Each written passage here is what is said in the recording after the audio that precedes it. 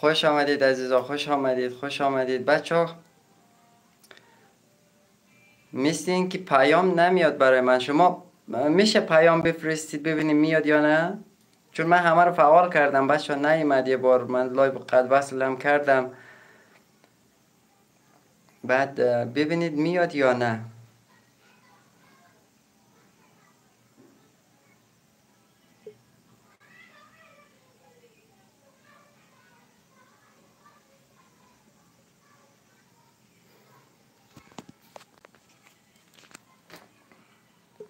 و بچه ها اگر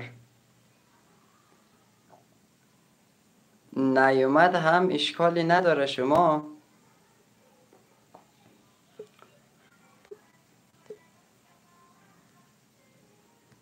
خب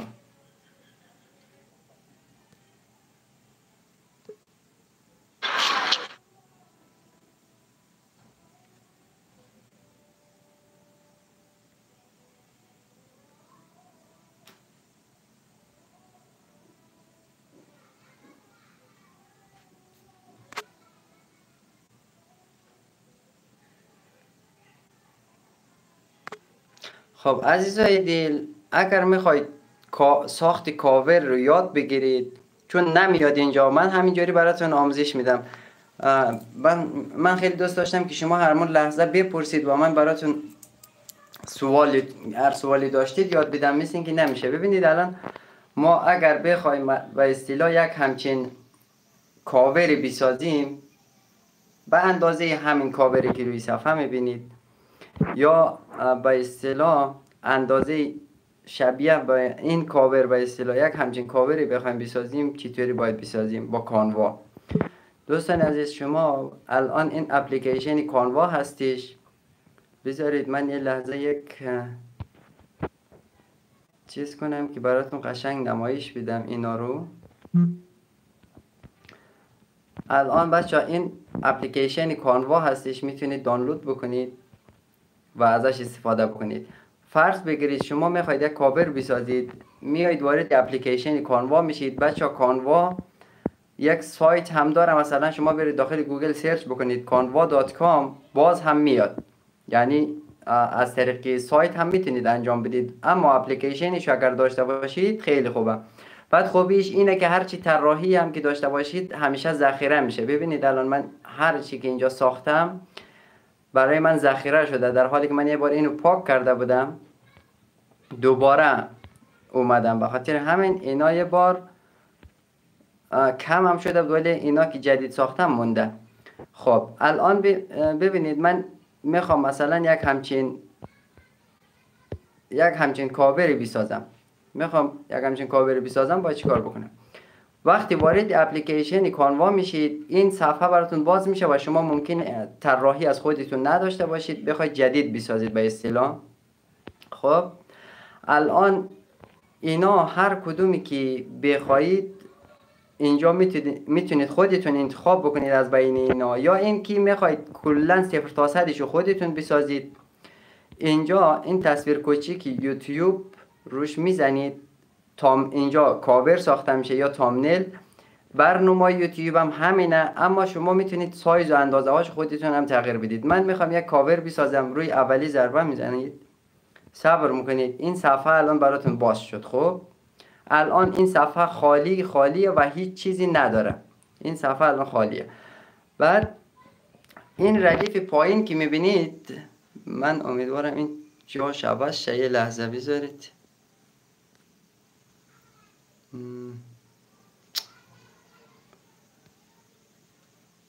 آخه این لامصب میگیره جلوشو. خب الان این پایین اینجا که میبینید موارد، اینجا هم طراحیه. شما میتونید طراحی هایی که میخوای انجام بدی رو انتخاب بکنی. روی موارد ضربه میزنید، بعد یک سری چیزا براتون باز میشه، یک سری اشکال و گرافیک ها و اینا براتون باز میشه. خب بعد میخواید که مثلا یک کاور طراحی بکنید، اول اون بک‌گراندشو یا پس زمینه‌شو انتخاب میکنید از بین این اشکالا.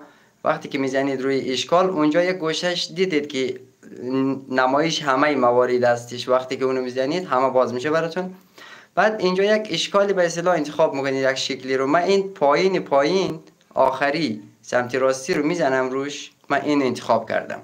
خب بعد اینو صفحه رو بخواید کوچیک بکنید براتون این شکلی نمایش میده. بعد روش میزنید، اینو به اون اندازه ای که میخواید در میارید. حالا هر شکلی که خودتون بخواید به اصطلاح. من میخوام این شکلی باشه. خب اینو دیگه بستگی به سلیقه و اون طراحی که خودتون کردید داره. اینو میارید اینجا. بعد این الان انتخاب شد. دوباره روی همین ضربه میزنید، این پایین اومده رنگ، میتونید اینجا رنگش رو انتخاب بکنید که چه رنگی باشه. ببینید اینجا الان هست، اینجا رنگش میتونید رنگ های مختلفی هم انتخاب بکنید. بعد روی رنگ میزنید، اینجا انتخاب میکنید که چه رنگی باشه. من میخوام الان مشکی باشه، این مشکی باشه به اصطلاح. خب یه طرفی بک‌گراند ما درست شد، اوکی شد. الان من میزنم دوباره روی همین، وقتی که زدید اینجا میاد یک علامت مثبت میاد، روش میزنید، از این یه دونه دیگه هم کپی میشه. خب اینو میارید این ورتر به اصطلاح. من کوچیکش کنم قشنگ ببینید شما. اینو میارید این ورتر. بعد میخواید این طرفش مثلا رنگش فرق داشته باشه، یه رنگ دیگه باشه. خب اینو میزنید، میذارید اینجا، بزرگ میکنید و این رنگش انتخاب شد. دوباره روی موارد ضربه میزنید، میرید مثلا بقیه چیزاشو انتخاب میکنید. این بالا اگر ببینید یک چیز داره، یک گزینه داره. وقتی که روی این بزنید از اینجا میایید بیرون و میتونید بقیه چیزا رو انتخاب بکنید. خب من میخوام یک شکل گرافیکی بهش اضافه کنم. اینجا روی این میزنم، روی گرافیک، و دوباره روی این میزنم، یک سری چیزای برای من باز میشه. من میخوام به اصطلاح پشت سرم یه دونه از این باشه. روی همین که بزنم خودش میره روی صفحه. بعد میارم اینجا پشت سرم قرار میدم اینو. حالا اگر خواستم اینو رنگشو هم تغییر بدم، روش ضربه بزنید، ببینید این پایین هست رنگی زردشو مثلا بخوای آبی کنی این شکلی میشه، مشکی کنی این شکلی میشه، دوباره این رنگ اینوریشو سفید کنی این شکلی میشه، و رنگ قرمزشو به اصطلاح من میخوام این شکلی باشه. یعنی هر چی که خودتون بخواید میتونید انتخاب بکنید. خب من الان میخوام این پشت سرم باشه. خب دوباره روی موارد بزنم، مثلا از اینجا هم میام بیرون. بچه ها اینجا هر چیزی که بخواید هست، فقط بستگی به اون سلیقه خودتون داره. ببینید مدل های مختلفی داره، شما میتونید انتخاب بکنید. مثلا من اینو اگر بزنم ببینید شکل های مختلفی داره، میتونید رنگاشو تغییر بدید و هر جور که خودتون بخواید هست. خب ما از اینجا دیگه کاری نداریم، فقط یه چیز دیگه هم انتخاب کنم، فکر کنم بهتر باشه، شیک‌تر میاد یا خوشگل‌تر میاد. من اینو میخوام انتخاب بکنم. خب من این انتخاب میکنم، میخوام یک گوشهش مثلا یکم رنگ دیگه ای داشته باشه. اینو میزنید و این نه، این به درد نمیخوره چون لبه داره. برم یکی دیگه انتخاب بکنم. از اینجا میام بیرون، روی این ضربه میزنم، باز هم میبینم این به درد من نمیخوره انگار، باید برم یه چیزی دیگه انتخاب کنم. این قرمزه رو میخوام انتخاب کنم، این اینجا هست. ببینید این قرمزه رو میخوام انتخاب کنم. برای این نقش اینو میچرخونم از این پایین، میام این شکلیش میکنم. خب صاف شد دیگه، این شد این شکلی. بعد اینو میارم این ورتر که یک گوشهش فقط کمی قرمز باشه، دیگه زیاد نه، کامل قرمز نباشه، یک گوشهش به اصطلاح. بعد میخوام عکسمو بیارم اینجا.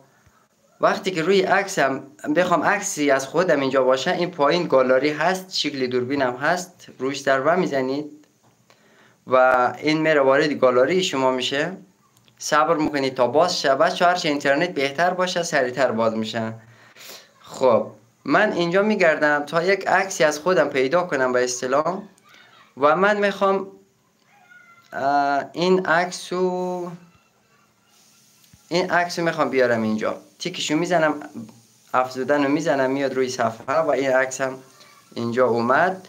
بعد اینجا میخوام بزرگترش کنم کمی، اینو میزنم بزرگتر شه. بعد اونجایی که خودم میخوام قرارش میدم. الان ببینید. خب جونم عزیز، من در باز بذار از جان، فقط این کولر هم روشن کن بچه ها، ببخشید در باز بذار کولر رو روشن کن. دمت گرم، مرسی.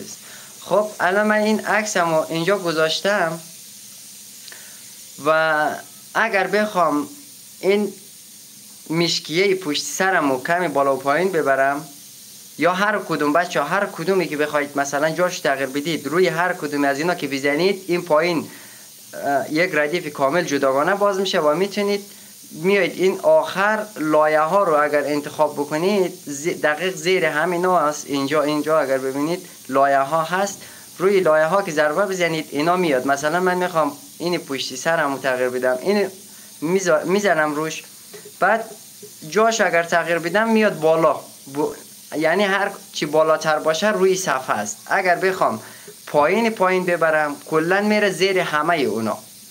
پس من اینو میارم اینجا قرارش میدم. بعد وقتی که روش بزنید هم میتونید تغییر بدید، جابجا کنید. خب ما الان اینو جابجا کردیم، درسته. روی عکسم میزنم، چون عکسم یک کم باید کوچیک‌تر باشه و همین که کامل دیده شه، همین که من یک کم جا داشته باشم برای این که بخوام یک سری چیزهای دیگه هم اضافه بکنم روش. خب من اینو زدم. الان میخوام عکسم یک کم روشن‌تر باشه، روی عکس میزنم و این پایین تنظیم هست، روی تنظیم اگر ضربه بزنید براتون یک سری چیزهای باز میشه. متاسفانه این اینترنت ضعیف هستن. خب الان صبر کنیم تا اینا باز شه و من اینجا میتونم تغییر بدم دمای رنگشو، به اصطلاح چه رنگی باشه. بعد این چرا این یکیش باز، ای بابا. خب دمای رنگشو میتونم تغییر بدم بچه‌ها. ببینید اینوری بیارم سفید میشه، اینوری بیارم کمی آفتابی رنگ میشه. ترنگ چه رنگی باشه و چقدر روشن باشه. ببینید من میخوام یک کم روشن‌تر باشه عکسم. اینور تاریک میشه، اینور روشن. تضاد. الان این سمتی تاریکی صورتم، اگر اینور بیارم کمی بیشتر دیده میشه، اینور بیارم خیلی تاریک میشه. پس من میخوام یکم بیشتر دیده شه صورتم. نواحی پرنور میتونید کم کنید، نواحی پرنور رو میتونید زیاد کنید. سایه ها بچه ها فقط اینا دیگه بستگی به اون سلیقه شما داره که چقدر بخواید سلیقه به خرج بدید. اینجا سلیقه و اصطلاح و ما اینجا دیگه کاری نداریم. به نظر من این کافیه، چون من فقط یک تصویر آموزشیه و خاطر همین. خب بعد من میخوام به اصطلاح متن اضافه کنم یا شکلای دیگه اضافه کنم. ببینید اینجا شکلای بسیار زیادی هسته، میتونید انتخاب بکنید. و به اصطلاح من میخوام یک دکمه، بچه ها دکمه لایک و سابسکرایب و نمیدونم همه اینا اینجا دارن، شما میتونید از اینا انتخاب بکنید. به اصطلاح من یک همچین شکلی هم بخوام بیارم روی صفحه، انتخاب کنم بیارم اینجا. ببینید میتونم اینجا قرار بدم که وسطش بنویسم. دست نزن آریان. گل بهار بیا آریان رو ببر بیرون بازی کن باش. ببر بیرون، اینجا نمیذاره، با کار نمیذاره. خب اینو من آوردم روی صفحه. حتی میتونم رنگش هم تغییر بدم بچه‌ها که چه رنگی باشه. اینو متوجهید؟ ببین من میخوام هر رنگی که بخوام میتونم انتخاب بکنم. خب بعد میتونم چرخیش میتونم بیچرخونم، اینوری باشه اینوری باشه، بالا باشه پایین باشه. از اینجا میتونید بیچرخونید. بعد الان این تموم شد. یا این که بچه‌ها میخواید مثلا دکمه سابسکرایب اضافه کنید یا اصلا یک لوگوی چیزی برای کارتون انتخاب بکنید. میتونید از اینا انتخاب بکنید. بعد رنگاش هم میتونید تغییر بدید. اگر این پایین ببینید هر سه تاش هست. شما میتونید رنگاشو هر شکلی که بخواید انتخاب بکنید. وسطی رو به اصطلاح قرمز، میخوام مشکی باشه، سفید باشه، هر چی که هست خودتون میتونید انتخاب بکنید. و اینکه من اینو بخوام حذف کنم، اینو میخوام حذف کنم. خب الان من فقط میخوام یک متن اضافه بکنم. چی کار باید بکنم؟ ببینید بچه ها، روی نوشتار اگر ضربه بزنید اینجا متن میاد. یک افزودن عنوان رو میزنید که یک جای متن براتون باز شه. آریان گفتم برو بیرون. گل بهار نمیذارم بازی کن. بریم بیرون بچه ها ببخشید دیگه، شرمنده. خب افزودن عنوان که اومد اینجا میتونید یک چیزی به اصطلاح بنویسید خودتون، فرقی نداره، هر چی که بخواید میتونید بنویسید. حالا من مینویسم ساخت کاور.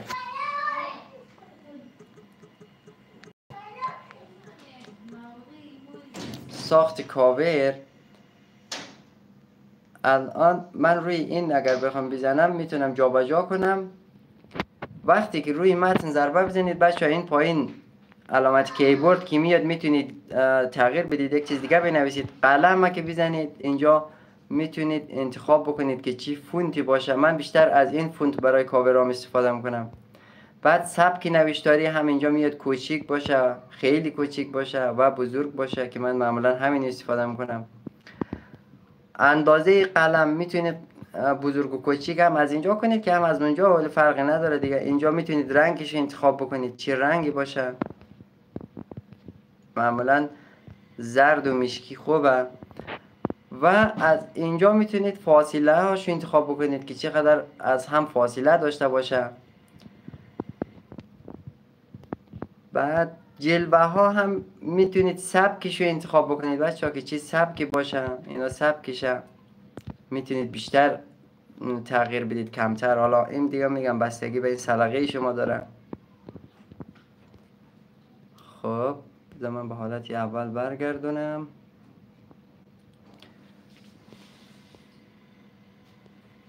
خب الان اینجا شفافیتشه بچه ها، میتونید حالا خیره‌تر یا روشن‌تر کنید. لایه ها هم همینه، میتونید انتخاب بکنید کدوم بالا باشه کدوم پایین باشه. بعد اگر خواستید ساده باشه این شکلی میتونید انتخاب بکنید بچه ها. اگر نه خواستید همون رنگ طلایی رو انتخاب بکنید بچه، چون من میخوام رنگ طلایی باشه، همون کاور اول نشونتون دادم، بخوام مثل اون درست بکنم. روی متن نوشتار ضربه میزنید و میایید دنبال اینا میگردید، هر فونتی که از اینا رو خواستید میتونید انتخاب بکنید. فقط بچه ها اینی که اینجا میبینید حرفه‌ای، اینا حرفه‌ای ها رایگان نیستن، نمیتونید انتخاب بکنید. و اینایی که هیچی نداره اینا کاملا رایگانه و میتونید از اینا استفاده بکنید. خب بعد من از بقیه اینا استفاده نمی کنم بچه ها، فقط از این چند تای اول که اومده اخیرا استفاده شده از اینا من استفاده کردم و شما هم میتونید اینا رو پیدا بکنید. الان ما میخوایم این انتخاب بکنیم، روش میزنیم بیاد روی صفحه. یک لحظه صبر میکنید، الان روشن شد. بعد این پایین قلم هست، میتونید انتخاب بکنید که چی مدلی باشه و من گفتم از این اکس بیت تیتره انتخاب میکنم، تایتر یا همون اکس بیت تیتر به اصطلاح. من همیشه از این انتخاب میکنم، برای فارسی خیلی خوبه. خب الان یه بار میزنید روی صفحه، دوباره میزنید تا این علامت کیبورد بیاد و اینو پاکش میکنید. می نویسیم مثلا ساخت کاور. الان این همون فونت بچه ها، فونتی که من استفاده کرده بودم. بعد از اینجا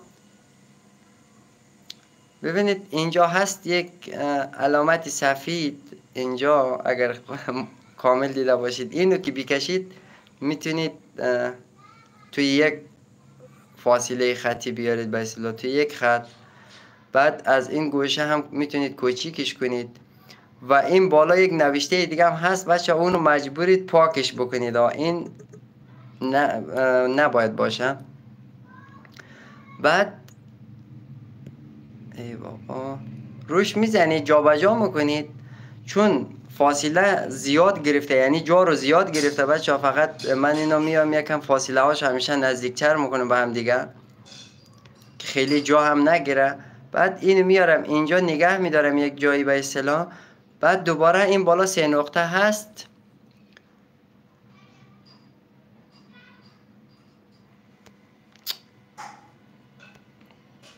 کجا شد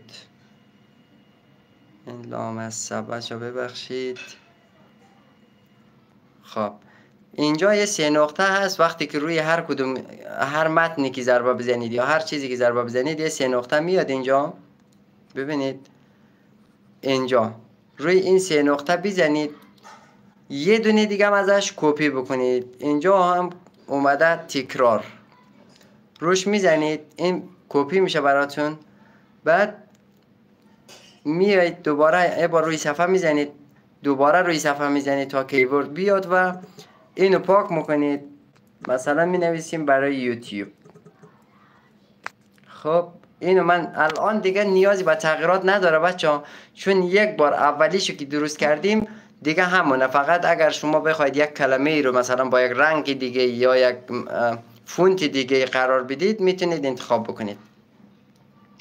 بعد جاشو دیگه خودتون میتونید انتخاب بکنید، بزرگی و کوچیکیشو میتونید انتخاب بکنید و تمام. بعد میخواید مثلا یک فلش چیزی بزنید، میایید دوباره همینجا و از بین این گرافیک ها بچه ها اینقدر زیاد هسته که تا دلتون بخواد، چون من فقط اینا رو استفاده کردم همینا هست، ولی خب شما اگر بگردید اینقدر زیاده تا دلتون بخواد. بعد مثلا یک همچین فلش میخواید بیارید اینجا، وقتی که اومدید اگر بچه اینجوری بچرخونید خیلی جالب نیست به نظر من. اینو روش بزنید، از اینجا از این ردیف پایینی چرخش رو پیدا بکنید، چرخش افقی رو بزنید مستقیم، فقط صورتش رو برمیگردونه اینوری. و میتونید مثلا یک همچین چیزهای هم اضافه بکنید. ببینید و من اینو پاکش میکنم. یا این که میتونید مثلا از این جور چیزا برای نماد رشد اینا مثلا انتخاب بکنید. اینا هم میتونید همینجوری. بعد بچه اینا هم رنگ داره، میتونید رنگاشو مثلا انتخاب بکنید که چی رنگایی باشه. همه هر کدومش جداگانه برای خودش رنگ داره. این شکلی بچه میتونید خودتون انتخاب بکنید، حالا یک گوشه قرار بدید، هر جور که دیگه سلیقه‌ایه. بعد دوباره این پایین الان ببینید مدل های جادویی، هر مدلی که بخواید اینجا هست، هر چقدر که بخواید هست. فقط بچه ها این پایینیاش رایگان نیسته. ببینید الان اینا هر کدوم که روش حرفه‌ای نوشته رایگان نیسته، اونایی که هیچی ننوشته کاملا رایگانه. من میخوام یک همچین فلش مثلا اینجا باشه، اینو میزنم روش و رنگشو تغییر میدم. رنگ اینجاشو میخوام زرد باشه یا قرمز باشه یا سفید باشه، میزنم روش. بعد میذارم هر جایی که خودم بخواد، یا اصلا اگر بخوام حالا جهتشو تغییر بدم، جهتشو تغییر میدم، میارم اینجا و اینم از این. یا این که بچه ها اصلا میخواید عکس نباشه، دیدید که بعضی کاورای من عکس نیست، موبایله. بچه ها شما همچین موقعی چیکار میکنید؟ روی موارد ضربه میزنید، بعد میایید از اینجا، یه لحظه صبر بکنید زحمت، ای شانس بی خشکی. خب روی موارد ضربه میزنید، چیکار میایید این بالا از اینجا میایید بیرون کلا. البته اونجا هم هست ولی خب من نخواستم از اونجا نشونتون بدم چون سخت تره. بعد از اینجا شما البته خب جای اشکال هم هست ولی خب نه، اونو براتون میاد، همه مدلش میاد. بعد از اینجا بگردید این پیکرنماها رو یا شبکه و یا قاب ها رو پیدا بکنید. الان ببینید برای من اومده شبکه و پیکرنما، این پایین شبکه، قاب ها، هر کدوم که خودتون بخواید. من معمولا این پیکرنماها رو میزنم این همون موبایلاییه که من داخل کاورام استفاده کردم. حتی شما میتونید آینه، لیوان، کامپیوتر، هر چی که بخواید میتونید انتخاب بکنید، یا همچین تابلویی به اصطلاح میتونید انتخاب بکنید. و من معمولا موبایل انتخاب میکنم. موبایلو همیشه هست روی کاورام. اینو میزنید میاد روی صفحه، بعد اندازش هر جوری که هر چی که خودتون بخواید اندازش رو انتخاب میکنید. به اصطلاح من میخوام این اندازه باشه اینجا. خب بچه این الان اوکی شد. بعد بستگی به اون داره که شما چه چیزی میخواید داخل این قرار بدید. هر چیزی که خواستید قرار بدید اول داخل گالری درست بکنید اونجا باشه، بعد میزنید داخل گالری بره. بعد من میخوام به اصطلاح همین کاوری که الان درست کردم و انتخاب کنم که بذارم داخل این. میزنید تا بیاد این. بعد اینو که ببرید روش نگه دارید. وقتی که خیره شد اینجوری صبر میکنید که بره داخل موبایل قرار بگیره. خب الان صبر کنید ببینید این رفت داخل موبایل قرار گرفت. خب بعد اگر خواستید حالا تغییر بدید روش ضربه میزنید. این پایین اومده ویرایش، روی ویرایش ضربه میزنید. صبر کنید تا باز شه. الان ببینید اینجا ویرایش اومده و من میتونم کوچیک و بزرگش کنم که فقط عکسمو نمایش بدم، یا این متنم بیاد، یا اینکه من تغییر بدم اینجوری تغییر بدم که مثلا کل کاور رو نمایش بدم این شکلی. دیگه میگم بستگی به اون سلیقه خودتون داره. بعد این بالا انجامو میزنید، صبر میکنید. الان این تصویر رو من گذاشتم که این شکلی باشه تا همش نمایش داده شود داخل موبایل. و این که شما میتونید همین موبایل رو به اصطلاح رنگاشو هم تغییر بدید اولی کار، ولی خب الان نمیشه چون من عکس داخلش قرار دادم. اولی کار میتونید حتی رنگ موبایل تغییر بدید که چه شکلی باشه و میتونید دیگه جابجا بکنید هر جور که خودتون بخواید. اگر بخواید مثلا تصویرتون سر و ته این شکلی کامل نمایش داده شود، شما باید تصویر رو اول وقتی میخواید درست بکنید یعنی 9:16 این شکلی درست بکنید سر و ته به اصطلاح برای کاوری به اصطلاح تیک تاک. وقتی که مثل کاور تیک تاک درست بکنید اینجا میاد براتون این شکلی نمایش میده. یا اینکه بذارید من برم یک تصویری دیگه براتون بیارم قشنگ اینو متوجه شید. الان ببینید من میخوام این سر و ته نمایش داده شه و ببینید یک همچین کاوری درست میکنید میارید اینجا میزنید صبر میکنید که این نمایش داده شه و بره داخلی موبایل قرار بگیره. تمام. الان ببینید نجات دهنده تازه کارها چت جی پی تی. این کاور 9:16 یا به اصطلاح برای تیک تاک و اینجا میاد سر و ته به اصطلاح جا میگیره، ولی این شکلی اگر بخواید جا نمیگیره مگر اینکه موبایل این شکلی درست بکنید یک کاور هم برای 9:16 به اصطلاح درست بکنید. خب الان این بود کاور. و اگر من بخوام به اصطلاح اینو برای ویدیوهای کوتاه درست بکنم، بچه برای ویدیوهای کوتاه فرق داره. یعنی شما کاور رو میتونید درست بکنید، اول ویدیوتون قرار بدید داخل برنامه ادیتی مثل این شات اول ویدیوتون باشه و میتونید انیمیشن دیش اضافه بکنید که مثل فیلم باشه، یعنی اولی کاورتون. بعد اینا رو میتونید روی هر کدوم که ضربه بزنید. بچه این پایین اومده پویانمایی، اینجاها اومده پویانمایی، روی هر کدوم که بزنید اینجا میاد پویانمایی. روی پویانمایی که ضربه بزنید میتونید اینو تبدیل کنید به فیلم، انیمیشنیش کنید به اصطلاح. ببینید خب من میذارم به اصطلاح همین یه تیکش باشه و متنا رو من میخوام به اصطلاح انیمیشن بدم. اینا هم همینطور میتونم انیمیشن بدم دایش و این بالاییش هم همینطور باید انیمیشن بدم دایش. اینها این یکیش این شکلی. خب و اینکه الان اینو میتونید حتی همون چیز پایینیشو هم به اصطلاح انیمیشن بدید. جالبش اینه که همینا رو هم میتونید انیمیشن بدید. ببینید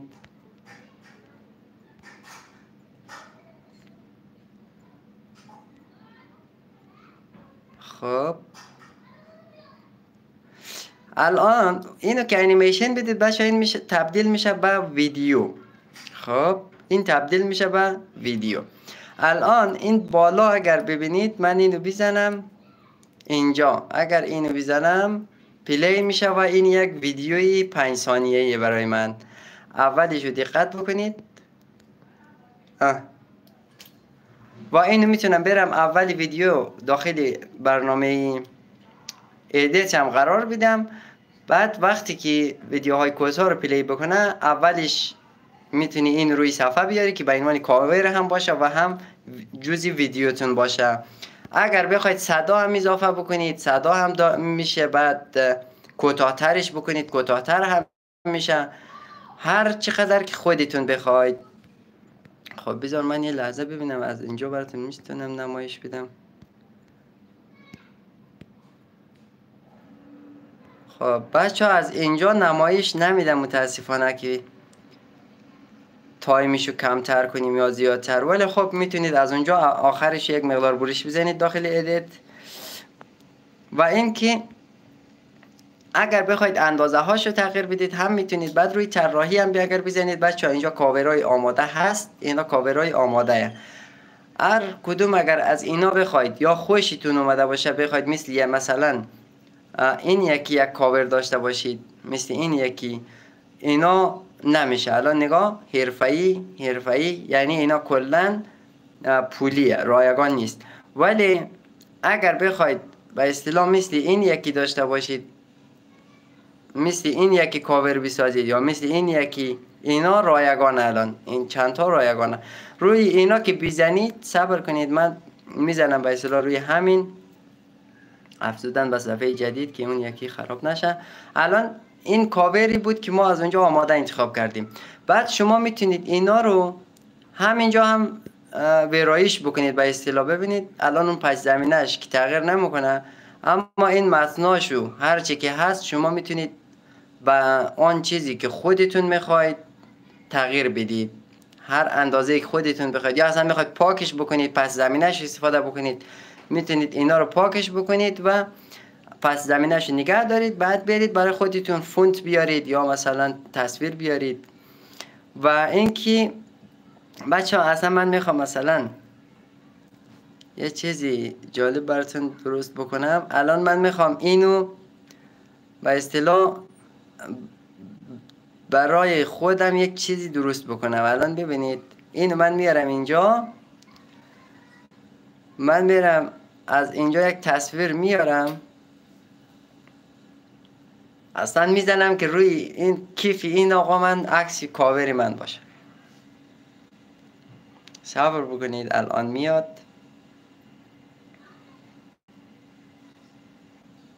این عکس کاور منو برد اونجا چاپ کرد. بعد همینم میتونید حالا اندازه‌شو تغییر بدید هر اندازه‌ای که خودتون بخواید میشه. به اصطلاح من میخوام کل کیفش فقط عکسم باشه. انجامو میزنم. اینها الان این عکس من روی کیف این آقا رفت. و این که میتونم همینا رو هم انیمیشن بدم بچه. بیار بچه رو خانه بیار بعد درست باش بازی کن. بیار. الان این شد یک کاور انیمیشنی. یا این که بچه ها میتونید همین انیمیشن رو درست بکنید وسط های اولای ویدیوتون به عنوان تبلیغات قرار بدید. و اینکه اگر میخواید تبلیغات درست بکنید برای ویدیوتون بچه ها، تبلیغات فرق داره کمی با اینا. شما صبر میکنید میایید وارد کانوا میشید. بعد خودتون هم میتونید طراحی بکنید بچه ها، ولی خب میتونید سبک های هم انتخاب بکنید. الان این ویدیوها رو اینجا ببین ویدیوها زده روش میزنید، صبر میکنید تا براتون باز شه. و الان میخواید مثلا یک همچین تبلیغاتی برای خودتون درست بکنید. خب اگر دیده باشید من داخل ویدیوهام این تبلیغات رو همیشه میذارم، این یکی رو، ولی خب خیلی جالبم نیست من چون وقت نکردم حقیقتش، به خاطر همین دیگه فعلا هست. من میخوام اینو یک تبلیغی درست بکنم برای کانالم. صبر میکنید تا براتون باز شه که متاسفانه اینترنت ضعیف و یکم اذیت کننده است. خب اجازه صبر کنید که این کامل باز شه و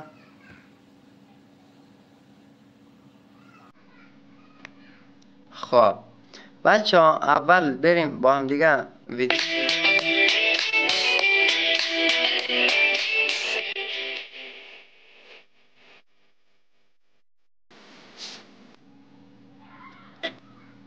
بچه این حجمش انگار خیلی بالا بود یا چی بود نفهمیدم، اصلا درست پخش نکرد.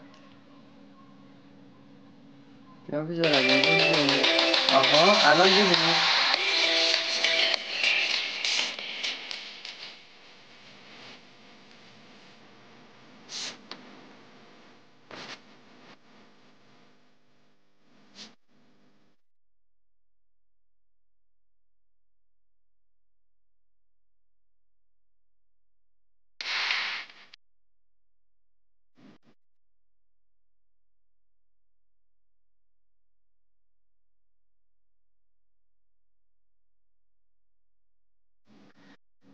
خب الان با هم دیگه دیدیم میخوایم همینو برای خودمون درست بکنیم، یعنی از همین ویدیو برای خودمون یک تبلیغ درست بکنیم، داخل ویدیو هامون قرار بدیم. چطوری اینو درست بکنیم بچه ها؟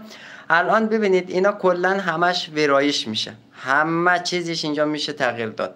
خب الان به اصطلاح همین عکسو که بخواید تغییر بدی، شما میتونی این عکسو از اینجا روش بزنی حذف تصویر، انتخاب میکنی، این حذف شد. خب بعد وقتی که حذف کردی میای وارد گالری میشی. صبر میکنیم الان این باز وارد گالری شدیم. یه دونه عکس از خودمون انتخاب میکنیم میبریم اونجا، در داخل همین آل جناب قرار میدیم. الان نگاه کنید این عکسی منه. خب بعد این نوشته هاشو تغییر میدیم. اصلا می نویسیم آقا ما خوشمون نمیاد با موبایل میخوایم می نویسیم، انگلیسی به درد نمیخوره. مثلا می نویسیم آموزشی یوتیوب با گوشی موبایل.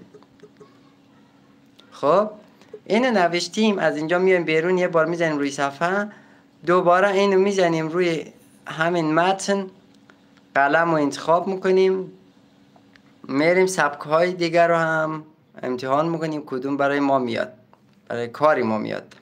الان نگاه بکنید من میخوام این متن باشه اینجا، آموزش یوتیوب با گوشی موبایل. حالا اگر بخوام رنگش رو تغییر بدم یا سبکش رو تغییر بدم، سبک نوشتاری رو میتونم کوچیک و بزرگترش بکنم، یا اینکه قلم هم که توضیح دادم که چه شکلی باشه، و اینکه کجا شد اندازه قلم رو میتونم کوچیک و بزرگترش کنم، هر شکلی که بخواید بچه ها میتونید انتخاب بکنید خودتون. یا بذار من رنگش هم انتخاب کنم، یک رنگی قشنگتر یا زیشتر، به اصطلاح یک رنگی مشکی انتخاب کنم، بیشتر دیدیش قشنگتره. خب میتونید تمام اینا رو تغییر بدید بچه ها. الان اگر من بگم خیلی زیاد میشه، نگاه همه اینا رو میتونید تغییر بدید. و این یکی رو هم همینطور، این یکی رو هم همینطور. میتونید این عکستون رو، عکس خودتون رو بیارید، این عکس رو حذف میکنید بچه. فقط اینجا اینا داخل شبکه است، فقط شبکه رو حذف نکنید. نگاه اینجا دو تا اومده، حذف تصویر و حذف شبکه. حذف تصویر رو انتخاب کنید همیشه، حذف شبکه رو انتخاب نکنید. من میخوام خودم باشه اینجا هم، اینو هم میارم داخل این قرار میدم. الان ببینید تصویر من اومد اینجا. خب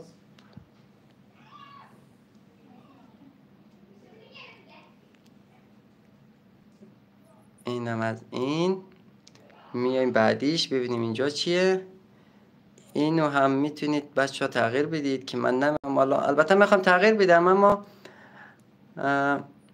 یک لوگو یوتیوب ندارم، وگرنه فعلا باید یک لوگو یوتیوب اینجا میذاشتم و الان میذارم باشم. بعد بچه ها موبایلش هم میتونید جابجا بکنید دیگه، هر جور که خودتون دوست داشته باشید. فعلا میذاریم باشه. و این ویدیو رو حتی میتونید همین ویدیو رو هم تغییر بذار من تغییر بدم که قشنگ یاد بگیرید. میزنید اینو و این اینجا سر جای خودش، این سر جای خودش بمونه تا من برم یک ویدیو از گالری خودم که ندارم فکر کنم بچه ها.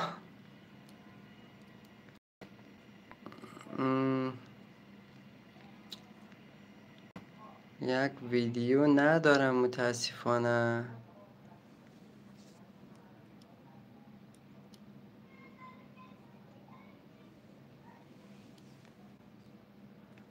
بچه ها ویدیوی کوتاه ندارم، ویدیوی بلنده. بذارید من همین یه تصویر الان انتخاب بکنم. میرید یه تصویر اینجا میذارید حالا چون ندارم دیگه متاسفانه. ویدیو فرقی با تصویر نداره بچه، همونجور که ویدیو رو تصویر انتخاب کردید میتونید ویدیو رو انتخاب بکنید. خب این نوشته ها رو هم میخواید تغییر بدید، یک چیزی بنویسید مینویسید، من خیلی وقتتون رو نمیگیرم. بعد این موبایل هم میتونید تغییر بدید، اینی که داخلش هم میتونید تغییر بدید، انیمیشن هاشو میتونید تغییر بدید بچه. این ویدیوها رو میتونید تغییر بدید خودتون. فقط کافیه که میگم دیگه بستگی به این سلیقه و چی خودتون داره. بعد اینا رو هم میتونید تغییر بدید و اینکه از اول تا آخرش میتونید کامل تغییر بدید. به اصطلاح من اینو تغییر بدم، بذار اسم کانالمو بذارم و این پایینیش هم اسم خودمو بدم، محمد. یک فاصله کوتاه بدم و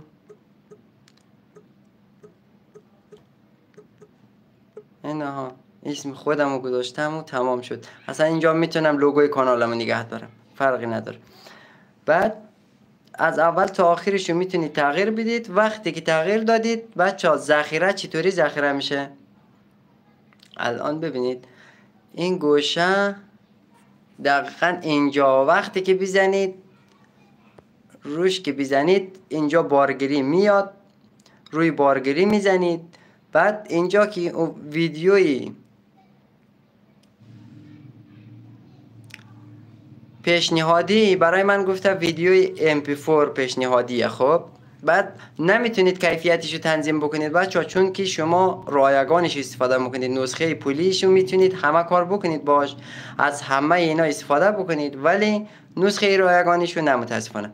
بعد روی این اگر بزنید اینجا میاد تصویر چی باشه، JPG باشه بهترین برای اشتراک گذاری، PNG برای تصویرهای پیچیده، تصویر سازی ها، PDF چاپ PDF و SVG که نمیشه متاسفانه پولیه، به عنوان گیف هم میتونید ذخیره بکنید و ویدیوی MP4 پیشنهادیه دیگه. بستگی به شما داره که چه شکلی بخواید ذخیره بکنید.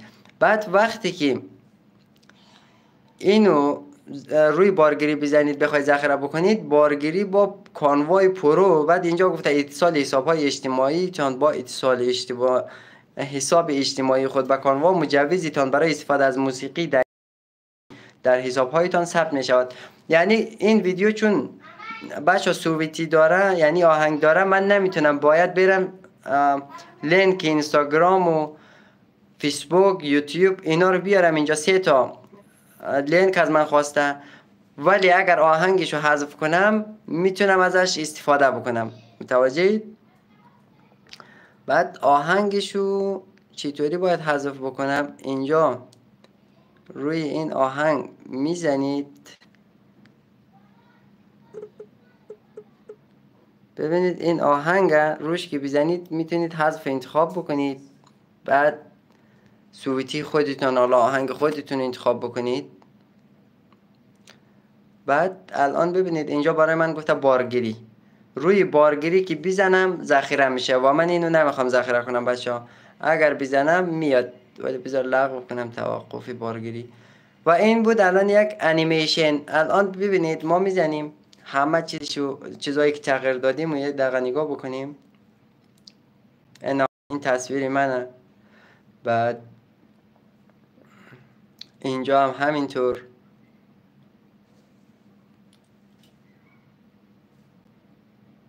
فقط صدا نداره. صدا شما زمانی که وقتی رفتید وارد کانالتون شدید هم میتونید براشون صدا انتخاب بکنید. دیگه این بستگی داره با سلیقه و حتی همینجا میتونید صدا انتخاب بکنید، ولی اونجا بهتره چون زمانی که ویدیو تو ادیت میکنید دیگه ممکنه بعضی ویدیوها صدای خیلی خشن بخواد، بعضی ویدیوها صدای آروم بخواد و دیگه به خاطر همین اونجا برید صدا براشون اضافه بکنید. خب بچه اینم بود از انیمیشن. و اینکه این انیمیشن های وسطش هم بچه تغییر بدید، این یادم نره.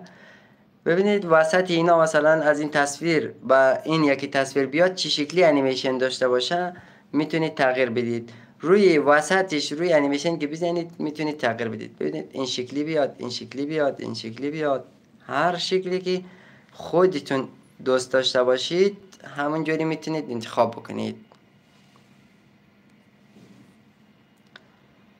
خب از اینجا میایم بیرون.